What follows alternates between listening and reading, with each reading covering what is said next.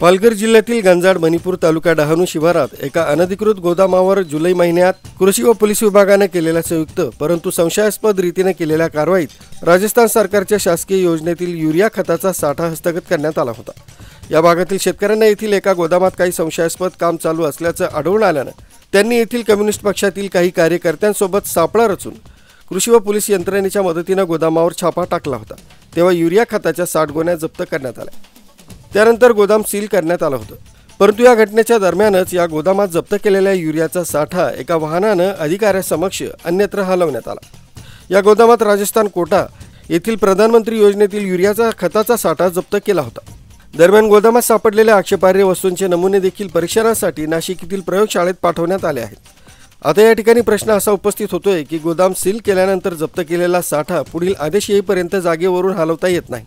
परंतु खेदाची बाब अशी की सर्व शासकीय यंत्रणेसमोरच हे घडत होतं आणि शासकीय यंत्रणेने फक्त बागेची भूमिका घेऊन पुरावा नष्ट करण्याच्या कामात प्रत्यक्षरित्या सूत्रधारांना मदत करीत होते। या कारवाईनंतर 20 दिवसांपेक्षा अधिक कालावधी होऊन गेलेला आहे। तरी यातील मुख्य आरोपी कोण आहे, हा सर्व काळावा जर कोणाच्या आशीर्वादाने होतोय याचा प्रामाणिक तपास करण्यात शासकीय यंत्रणा अपयशी ठरल्या आहे की मूग गिळून गप्प बसली आहे याचा उलगडा होत नाही। अनेक वर्षांपासून करोडो रुपयांचा सरकारी नीम कोटेड युरिया सबसिडीमध्ये अल्पदरात खरेदी करून औद्योगिक क्षेत्रात चोरीच्या मार्गाने जास्त भावाने विकला जातोय। परंतु आजपर्यंत युरिया माफियांविरोधात कोणतीही कारवाई झाल्याचे दिसून येत नाही। याचं उत्तर मात्र गुलदस्त्यातच आहे। दरम्यान अशा माफिया व त्यांना पाठीशी घालणाऱ्या अधिकाऱ्यांविरोधात तत्काळ कठोर कारवाई व्हावी या मागणीसाठी म्हणून आझाद समाज पार्टी, भारतीय अस्मिता पार्टी, उलगुलान ब्रिगेड, महाराष्ट्र राज्य या तिन्ही संघटनांच्या वतीनं दिनांक 7 व 8 ऑगस्ट रोजी पालघर जिल्हाधिकारी कार्यालयासमोर 2 दिवसीय उपोषण करण्यात येणार आहे।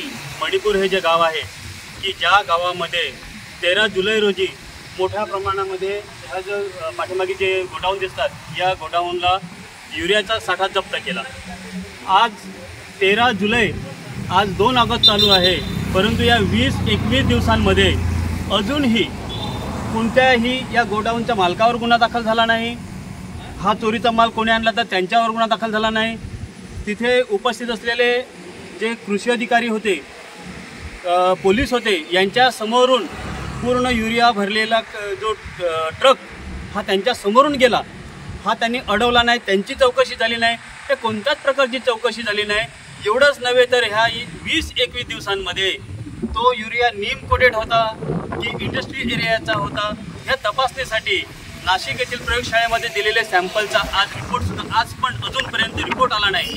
मग ह्याच्या मागे नक्की कोण आहेत हे शासनाला शोधून काढणं त्यांना ते गरजेचं वाटत नाही। या आमच्या आदिवासी जिल्ह्यामध्ये गेल्या अनेक वर्षांपासून शेतकऱ्यांच्या, गरीब शेतकऱ्यांचा युरिया हा इंडस्ट्रियल एरियाला जादा भावाने विकून गब्बर झालेले हे जे चोर आहेत, या चोरांच्या पाठीमागे कोणते शासकीय अधिकारी आहेत यांचा तपास व्हायला पाहिजे।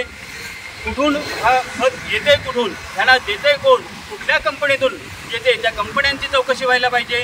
तिथून आणणारा डीलर कोण आहे त्याची चौकशी व्हायला पाहिजे। हे गोडाऊन इथे जे दिलेलं आहे इल्लीगल, हा जो जागेचा मालक आहे घोडावत म्हणून, त्याला तात्काळ अटक केली पाहिजे।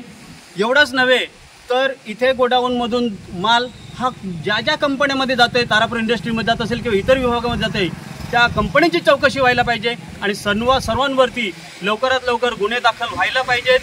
आज आम्ही ह्या डहाणू तालुक्यामध्ये सर्व डिपार्टमेंटला भेटून आज इथे उभा आहोत आणि येत्या 7 ऑगस्टला, 9 ऑगस्टला आमचा आदिवासी दिन आहे, त्याच्या अगोदर 7 ऑगस्टला पालघर जिल्ह्याच्या जिल्हा कार्यालयासमोर उपोषणाला 7 तारखेला आम्ही बसणार आहोत। तोपर्यंत जर आम्हाला पूर्ण सर्वाधिक जर गुन्हे दाखल केले तरच आम्ही बसणार नाही, तर आम्ही 100% तिथे उपोषणाला बसणार। त्यानंतरही कारवाई झाली नाही तर जागतिक आदिवासी दिनाचं औचित्य साधून 9 ऑगस्ट रोजी जिल्हाधिकारी कार्यालयासमोर तीव्र आंदोलन करण्यात येणार असल्याचा इशारा संघटनेच्या पदाधिकाऱ्यांनी दिला। गणेश कलिंगडासह राजन सोनवणे, अर्वाचीन महाराष्ट्र, पालघर।